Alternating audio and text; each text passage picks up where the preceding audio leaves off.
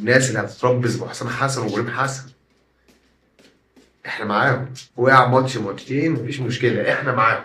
احنا شايفين ان ده ان شاء الله انسب وقت يمسك فيه حسام حسن المنتخب، وجات له فرصه. هو كان مستني الفرصه دي من زمان، وان شاء الله ربنا يكرمه. بس تعالى بقى اقول لك، حسام حسن درب في مسيرته كام نادي، وكسب كام مباراه، وخسر كام مباراه. احصاءات كده بسيطه عن حسام حسن. حسام حسن طول مسيرته التدريبيه درب 9 فرق ومنتخب وحيد، هو منتخب الاردن. لعب طول مسيرته التدريبيه 421 مباراه، فاز في 176 وتعادل في 141 مباراه، وخسر في حوالي 104 مباراه. حسام حسن بيمسك 9 فرق، منهم فرق ما فيهاش امكانيات.